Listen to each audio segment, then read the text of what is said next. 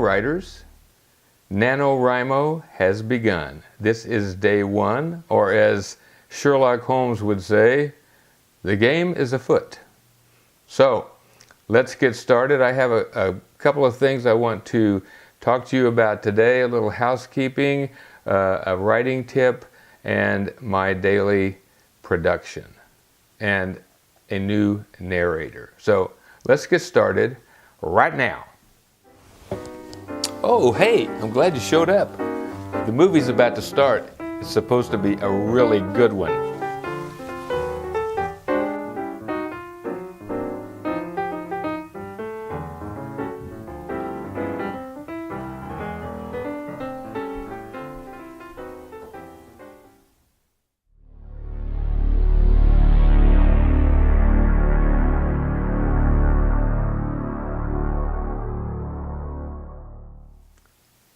All right, first a little housekeeping.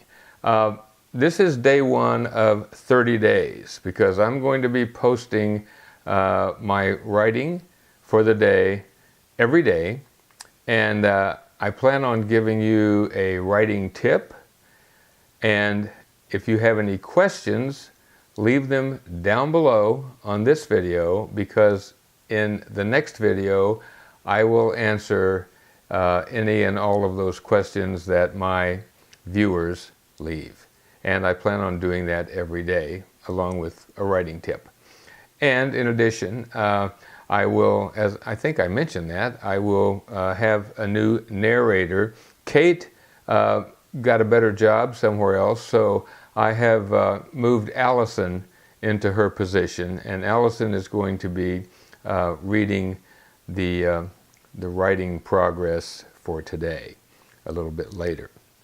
So I think that's everything I wanted to tell you right at this point. So let me introduce you to Allison and have her read. Oh, I know what it was I was going to tell you. Preface. A lot of writers always wonder, should I write a preface? Should I not write a preface? I usually do include a preface in my books, and it's typically very short, but rather than doing what's known as a data dump, which we discussed in yesterday's video, I think it's better to do a short preface that is basically coming from an anonymous source and not the character or the basic narrator of the story. And I keep it short, but I use that to set the mood, set the tone, and to give the reader a general setting of just a basic setting of what we're looking at, and perhaps include some facts in there that wouldn't normally come out in the regular, the normal narration of the story. So it's like an omnipotent narrator writing that preface. So, and that's what we're going to listen to this evening. It's not very long, and I'm going to introduce Allison now, and she will read that to you right now. A dire warning. If you consider yourself to be a brave and courageous soul, and if you're the type that prefers to live dangerously, you can ignore the following warning if you wish. Those who make that decision will do so at their own peril. On the other hand, if your constitution leans more toward the careful and safer end of the spectrum, it will be in your best interest to take heed of the following advice. If you're ever in Louisiana, stay away from the bayou, and especially avoid a place known as the Voodoo Swamp. People disappear in there. Voodoo Swamp is a legendary place that few have seen and lived to tell about. It's hidden deep inside the bayou, beyond the fork in the creek where the limbless cypress stands, and on the far side of Skullcave Lake. Once you enter the dark and mysterious area, you can become hopelessly lost. The landscape is unchanging. Cypress trees rise from the water, Their moss-draped limbs beckon you like ghoulish arms and ragged shrouds, sounds of unseen things flying to your ears from every direction. The humidity soaks you from the moment you enter, and the invisible stench of death and decay hangs heavy in the air as a silent reminder not to linger. At dusk, a ghostly blanket of fog rolls in. It covers the stagnant water and hides the quicksand pools that silently await the unsuspecting visitor. As twilight fades, an inky veil of darkness descends to paint everything in its shadowy evening attire. That's when the night creatures slither out from their hiding places, watching, waiting, their razor-sharp teeth and long, thick claws ready to rip you open in a heartbeat and devour you within a few minutes. But something even more deadly may be lurking in the shadows. If your path leads you into Voodoo Swamp after nightfall, and if the snakes don't get you first, you may have the great misfortune of encountering Fabienne Laveau, a descendant of the legendary voodoo priestess Marie Laveau. Fabienne mysteriously disappeared from the Baton Rouge Insane Asylum in 1956. It's been 11 years now since his escape. There are those who think that Fabienne is still hiding deep in the swamp. Others believe that whatever is lurking there is nothing but Fabienne's ghost, a spirit with no more substance than the mist that floats through the air on a summer's eve. More importantly, something else has happened recently that makes the bayou even more dangerous and deadly. It's been rumored that someone else has taken refuge in the bayou. Someone who was so evil and insane that he would stop at nothing to get what he wants.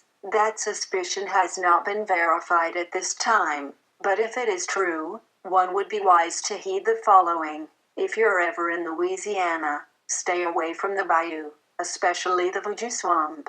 You may not come out alive, or, if the odds are not in your favor, you may become the unfortunate victim of a fate worse than death.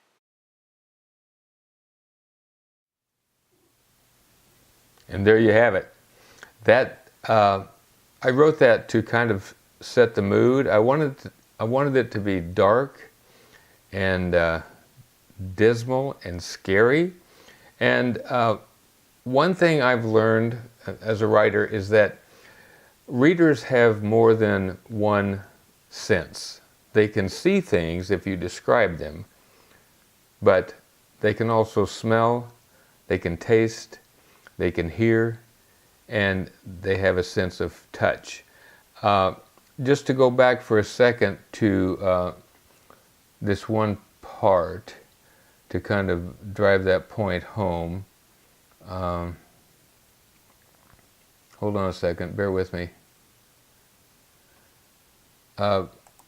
Allison, if you wouldn't mind, I need you to read the 1, 2, 3, 4, the fifth paragraph again to drive home the point about the senses, if you wouldn't mind. Certainly. I would be happy to read it again, Michael. Let me see. The fifth paragraph. Here it is. The landscape is unchanging. Cypress trees rise from the water. Their moss-draped limbs beckon you like ghoulish arms and ragged shrouds. Sounds of unseen things flying to your ears from every direction. The humidity soaks you from the moment you enter, and the invisible stench of death and decay hangs heavy in the air as a silent reminder not to linger. Thank you, Allison. All right, that was just an example. So keep in mind when you're writing that you can describe things to your viewer and bring them into the story by utilizing narrative or dialogue that goes into those other senses that they have besides vision. So I think that's it for this evening. As far as formatting, some of you have asked about formatting. Don't worry about formatting right now. After we get through with the writing part, and then we spend another few videos on the editing part, I'll do a short series on formatting for both ebook and for print book. So don't worry about the formatting right now. Just Just type it like you normally would a manuscript. So I think that's it for now. I appreciate you watching. I hope you enjoyed it. I hope you're writing your book for NaNoWriMo, because it could be a bestseller, but you got to get it done first. So try to get your word count, you know, around 15, 16, 1700 a day if possible. Be sure to sign in to the nanowrimo.org site and update your word count every day so you can see where you are. And I think that's it for now. So until I speak with you again, and even after that, you stay focused.